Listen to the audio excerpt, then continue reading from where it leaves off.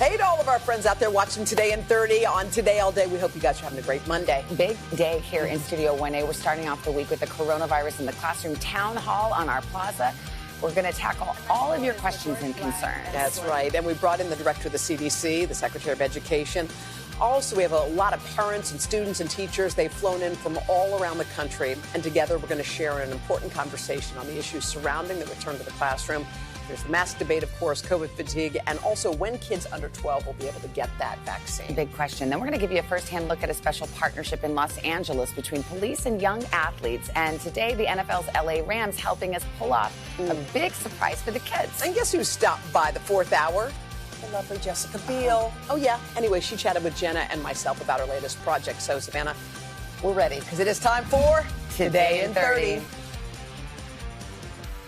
Now, to the official start of our coronavirus in the classroom town hall. The pandemic has disrupted every aspect of life, and for our kids, it's meant a radical shift in the way they just learn in school. Yeah, that's right. The traditional education structure quickly transitioned to a virtual one, which we all know, with varying degrees of success. And now, a long 18 months later, schools are reopening their doors. But with the pandemic still raging, along with the battle over masks and vaccines, back to school is a far cry from back to normal.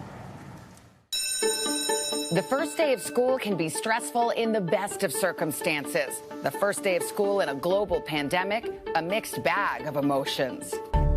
I'm definitely a little anxious about it, and I'm nervous. It's definitely taken a lot of getting used to seeing crowds of people again. I miss doing school in my PJs, but it's good to see my friends again. More than 50 million K-12 students are returning to the classroom, the first time back for many after a year and a half of virtual learning. But the Delta variant is casting a shadow over the start of the school year. COVID cases in children and teens are 5 times higher than they were in June. More than 1,000 schools are already back to online learning because of outbreaks. And as the pandemic rages on, so does the debate over keeping our children safe. The president is challenging states to require vaccines for eligible students and all school employees. Vaccination requirements in schools are nothing new. They work. First on board, the Los Angeles Unified School District, the nation's second largest public school system, serving 600,000 students, says all kids 12 and up must be vaccinated by the new year. But the thorniest issue dividing parents and teachers, masks. One school of thought. Let the parents make the decisions. Let the kids breathe. And the other. These masks are not a symbol of anything other than prevention and protection. The CDC recommends that all schools require masks regardless of vaccination status. 55% of Americans support that recommendation. 41% do not. So far, 16 states have adopted a school mask mandate, and the 9 states that originally banned them are facing heavy opposition in court. A tale of 2 mandates forcing schools to pivot in extraordinary ways for an unpredictable year ahead. Well, that sets the table, and many concerns being voiced by parents, teachers, and students, and we're happy to have our 2 guests who know a thing or two about COVID safety in the classroom, CDC Director Dr. Rochelle Walensky and Dr. Miguel Cardona, who's the Secretary of Education. Welcome, both of you. It's good to have you here. We want to get to everybody's questions, and they're all ready in just a moment, but let me just start with you, Dr. Walensky. I think we've got little kids, kids under 12. When is that vaccine coming? Right. Well, thank you so much. So glad to be here with all of you. We're waiting for the companies to submit the data to the FDA. We're anticipating that will happen in the fall. We will look at that data from the FDA, from the CDC, with the urgency that we all feel for getting our kids vaccinated. And we're hoping by the end of the year. What is the holdup, though? Because here we fast-tracked a vaccine, in 9 months, which was incredible for the rest of us. But it seems to be taking longer for kids. The kids are vulnerable. Now we have the Delta variant. Are you frustrated by that? Is there any way to kind of push this along? So we want to move quickly. We anticipate moving quickly, but we also want to have the efficacy data and the safety data that FDA will require so that we know as soon as it is available that it will be merited the science, has gone through the safety and the efficacy to make sure that it is the right thing for kids. I know a lot of parents wonder, what is this about COVID? How dangerous is it for my child? For the vast majority of the pandemic, children have seemed to be fortunate. They haven't been as affected, but that has changed. With the Delta variant, there's been explosive growth in the pediatric cases. Nearly 27% of all cases last week were children. Maybe that's the return to school. But what about this? From June to August, pediatric hospitalizations increased fivefold. So my question to you is, what does the data show? Is the Delta variant more dangerous to kids than the original variant of the virus? Is it more dangerous, or is it just simply more transmissible? Well, I would say dangerous is more transmissible, right? If it is more transmissible, we have more kids with disease, we have more kids with symptomatic disease, and more kids ending up in the hospital. We haven't seen yet any data to suggest that if you get the Delta variants, it's more severe in a given person. But we are definitely seeing more disease. This virus is an opportunist. It'll go where places are not vaccinated, where people are not vaccinated. The best thing we can do for our kids is surround them by people who are vaccinated when they become eligible to be vaccinated. Larger question real quick. The president early on said he did not believe in vaccine mandates. I want to play him in December 2020. No, I don't think it should be mandatory. I wouldn't demand to be mandatory, but I would do everything. But now, of course, that's changed. Just last week, the administration has announced an array of rules that essentially are making the vaccine mandatory where the federal government has power to do so. What changed? And are you concerned that's going to harden vaccine hesitancy? You know, right now, I'm really enthusiastic about this 6-point plan. The plan is to get more people vaccinated, to keep people out of the hospital, to keep people from dying, to keep our kids in school, to keep our economy up and running. And I would say that the president is really working with these vaccine mandates, mandating vaccination for over 100 million workers, to turn the corner right now. Have you given up on persuasion? Now it's, you got to do it? I am all in on any way that we can get people the information they need to get vaccinated. Dr. Cordona, in Los Angeles, they made it mandatory. If you were 12 or over, if you want to go to school, you must get the vaccine. I think across the country, the number of eligible kids who've gotten the vaccine is about 50%. Is it time to say we're going to it should be mandated in all school districts around the country? I'm glad to see the strategies that states are taking to really get students safely back in school. And today is the first day of school here in New York. There's excitement, there's a buzz. And it's our responsibility to make sure that across the country, students don't have to deal with disrupted learning again. So in those places where they are doing mass vaccine mandates, I do support their efforts to get the students in. We know it's safe. Should more schools be going that way? You know, those are local decisions, but I do believe, yes, if we're seeing that the vaccines work and they're our best tool, it should. You know what's interesting? There are a lot of teachers who are unvaccinated, and these headlines grabbed me. They kind of took my breath away. 13 unvaccinated Miami-Dade educators have died of COVID since the start of the school year.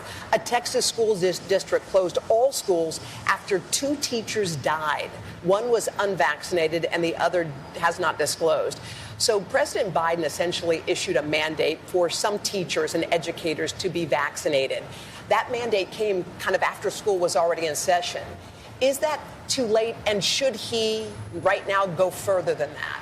Well, we know we were waiting for the FDA to approve it. They approved it. We know it works, and we know that it's helpful to keep our schools open. It's unfortunate that we lost educators. It's unfortunate that our students have to experience that. We know what works. We have to use those tools. As a parent, I would like to know if the teacher who's teaching my child is vaccinated. That would make me feel better if I knew that for sure. Do you think that's something teachers need to disclose? Well, districts across the country now are putting in testing mandates if they don't have information about whether the teacher is vaccinated or not. And I think that's a step forward to make sure that we're protecting our students, we're protecting our staff, and we have school environments that are reducing the spread of COVID. What we're finding is COVID rates in schools are just mirrors of what's happening in the community. Yeah. We need to do our part to lower community spread so our schools can stay open. All right. Well, thank you so much to both of you. Stand by, though, because we're going to throw it over to Craig. A bunch of teachers have flown out educators from all across the country. They want to share their perspective. I know they've got questions for these guys, too. Hey, Craig. Lots of questions. In fact, you just mentioned Miami-Dade. We've got a teacher here, Sebastian Verger from Cutler Bay, Florida, just outside Miami-Dade. Father of 3, also a high school teacher. You teach business and social studies. You've got a question for Dr. Walensky about the COVID finish line, right? Yes, thank you. Good morning. I've been a teacher in Miami-Dade County Public School System for 19 years, the biggest in our state. Our students, parents, and staff are dealing with COVID fatigue and can't wait until our schools can return to a safe learning environment without all of the extra precautions. We would like to know what is the metric that will be used to determine when to end COVID-19 restrictions in schools. First, thank you for what you're doing for our children. I think what we really need to see is very high vaccination rates, very high, very low rates of disease in the community, and then we can start peeling back these metrics, these precaution measures, so that schools can get back to normal. But we all need to lean in and unify towards that common goal over the year ahead. Mr. Verger, thank you. Thank you for your question. Right next to Mr. Verger, we have Ari Abraham. Ari is a high school English teacher, south side of Chicago, and you've got a question for Secretary Cardona about funding and resources. Yes, good morning. I've been teaching at Simeon High School in Chicago for 6 years, and my school is majority black and majority unvaccinated. So I'm wondering, how is the American Rescue Plan money for schools being monitored? Because Chicago Public Schools received $2 billion, and I'm wondering how it's being spent because we're not seeing the impact of it in our schools. Thank you for that question. Thank you for the work you do, and I hope you have an awesome school year ahead. It's really important that the American Rescue Plan funds, which are intended to safely reopen schools and address some of the disparities that we know exist in education, even before the pandemic. So we ask states to submit a plan on how they're focusing on equity and how they're focusing on stakeholder engagement, because it's really important that we work with our families, work with our educators to get it done. When those plans are approved, they get the other allotment of funds. And then we work closely with states and with districts if we're finding that the funds are not getting into the classrooms where they belong. You have a lot of work to do. The resources are there. The president was very clear and Congress was very clear. We need to support our educators, and you should be seeing the funds in the classrooms. Got one more. We'll go over to Mackenzie Adams. Mackenzie came in all the way from Washington State, by the way, an elementary school teacher. You've got another question for the Secretary about help for our youngest students? Yes. Good morning. I'm a kindergarten teacher of 4 years at Glenwood Elementary in Lake Stevens, Washington. I currently have 24 students in the classroom, and they have to be 3 feet apart at all times, which, as you can imagine, is quite difficult with those young kiddos. How can we support smaller class sizes to ensure that these young minds get the individual attention they need to grow and develop, especially after a year filled with isolation? Kindergarten teachers are special. You are special. Thank you for your service. It is really important to recognize that with the American Rescue Plan and the other funds that came before that, we have to reimagine education. We have to look at it differently and say we have to take bold steps to make the experience for our students different than they were in the years past. And that also means, after a pandemic, being able to personalize instruction more to meet the students where they are, which includes smaller class size, which includes a better ratio of adults to students, which includes social workers, school psychologists available for these students who have experienced a lot over the last year and a half. So we're strongly encouraging. We have handbooks. We have a return to school roadmap. We're giving suggestions. And most importantly, we're lifting up best examples across the country where states are being bold and districts are being bold to make sure that we're giving the students a better experience than ever before. So thank you for your work. We're going to kick off week 1 with a great group of coaches working with the Los Angeles Rams to draw kids out of difficult backgrounds in South Central LA and inspire them through football. NBC's Jacob Sobroff has that for us. Good morning, Jacob. Good morning, Carson. This is really extraordinary. Back in 2011, this all started on a 12-by-12 patch of dirt. The LAPD was pulling kids from rival gang territories in Watts, LA, onto the football field, all in this effort to ease neighborhood tensions, improve community policing down in Watts. 10 years later, with the help of the LA Rams, these players are now not only a part of an NFL campaign focusing on inclusivity, their dreams are coming true.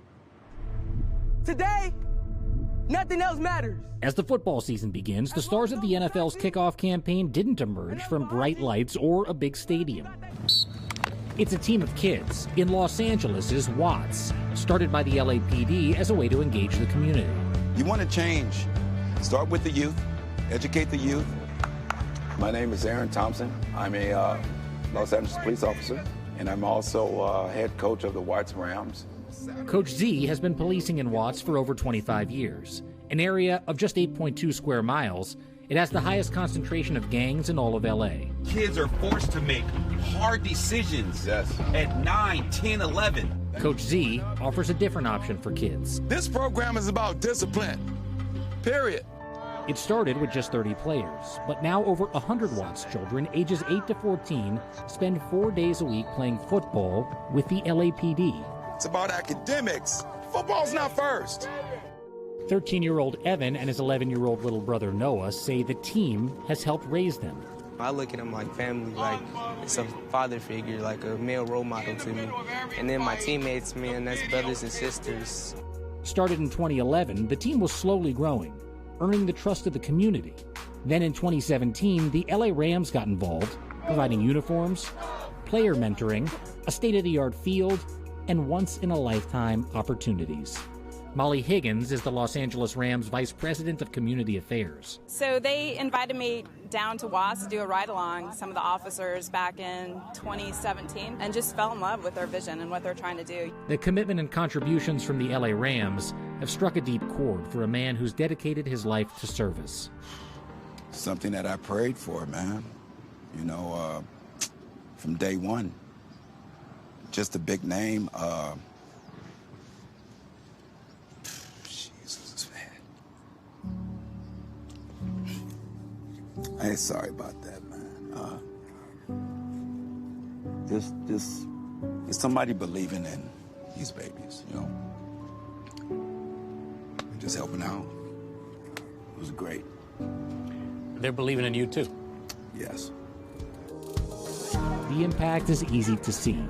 Before joining the Rams in 2019, Evan was getting D's and F's in school. Now he's a straight A student with a full scholarship to Future Elite Academy.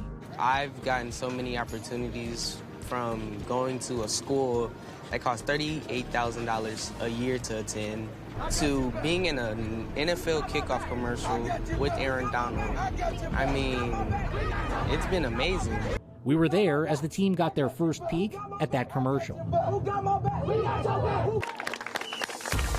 Sporting new uniforms from the LA Rams, and they got an extra surprise. Because of the hard work that you all at the Watts Rams have put into this community, on November 7th, the NFL is going to send each and every one of you to SoFi to see the Rams play the Titans. Give it up for yourself. I thought I'd never seen somebody smile as big as they did when I met you a couple days ago. This is twice as big of a smile. It's like, I'm speechless because, I mean, if you really stand and think about it, like, I'm the face of an NFL kickoff commercial. So, I mean, that's really big. It's really big. It's big for all of them because they have each other's backs. Who's got my back? We got your back.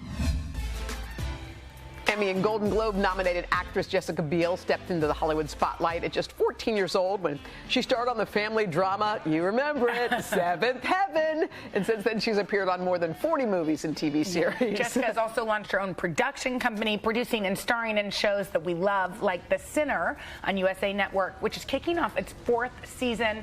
She's also a busy mom of 2, as well as an entrepreneur. Hi, Jessica. Hi, Jessica.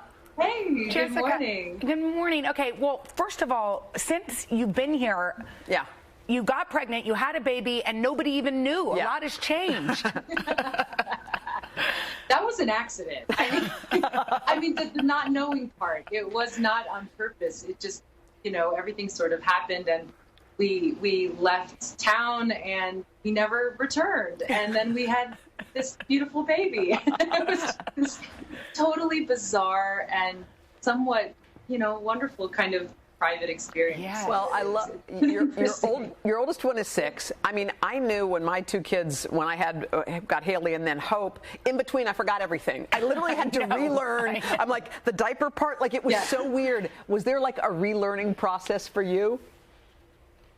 Oh yes, I remember going. When does he eat real food? What kind of cream?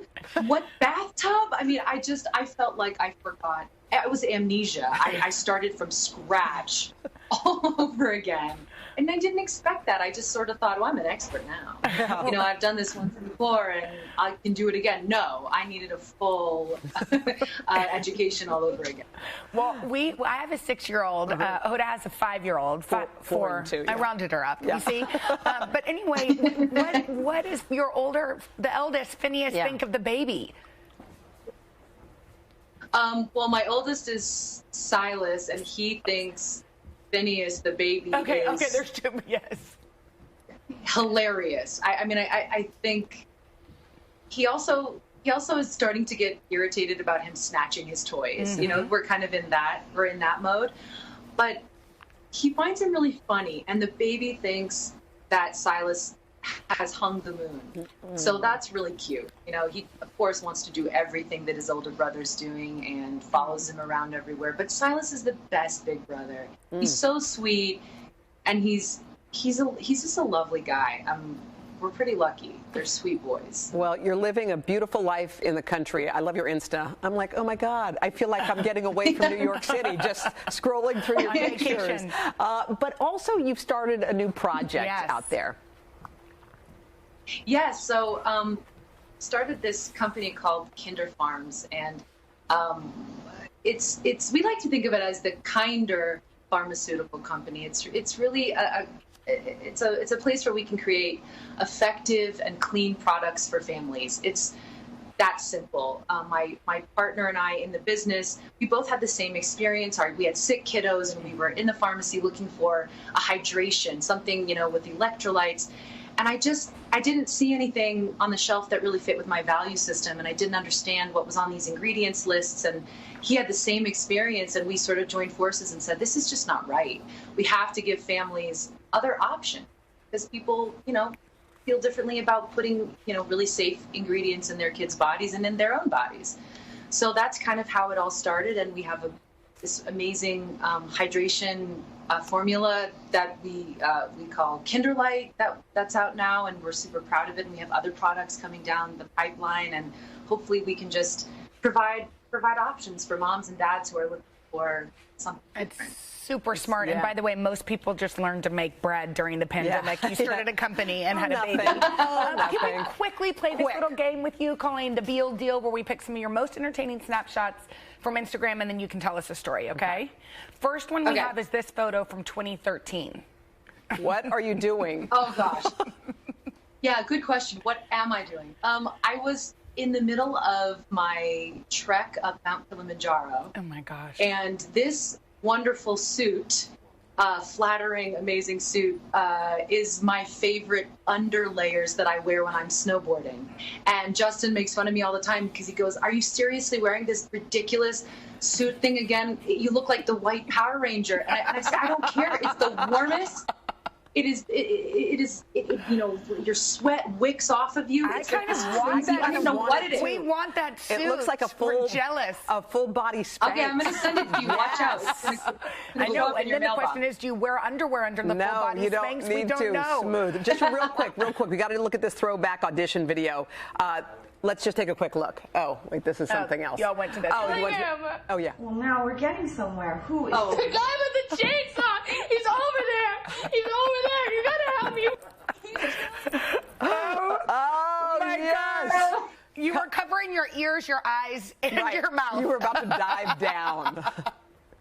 It's so cringeworthy. I can't. I literally, I know I posted it. I know I did, but I didn't watch it before. I just said, okay, fine, just do it. I want to be open and show people that auditions are hard and we all have to go through this horrific stuff. Oh my gosh, it's hard for me to watch. But hey, I got the part. You got it. She got the part. I got the part. Yeah. Yeah, I think that was for Texas Chainsaw Massacre, and I think I was 19. Oh my gosh, Jessica. Jessica, you're fun. You're the best. Thank you so much.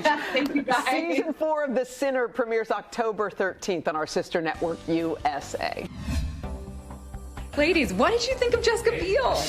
We want her to be our friend so bad. I know. First of all, anyone who posts their most cringeworthy moment, oh my gosh, she was like, her audition, we should reenact it. I know. She's like, how did she react? Do that as a TikTok. How did she react? She was covering her eyes and her ears. covering her We thought mouth. she was going to take a dive down and lead the interview. She was awesome. She's so great. Love her.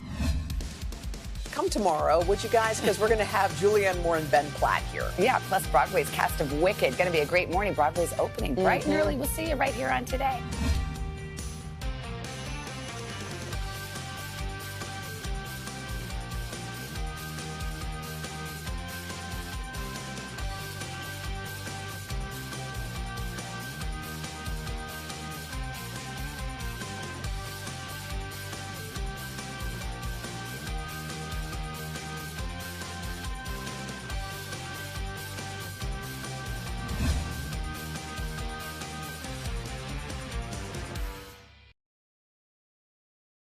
Hey, thanks for watching our YouTube channel. Find your favorite recipes, celebrity interviews, uplifting stories, shop our favorite deals, and so much more with the Today app. Download it now.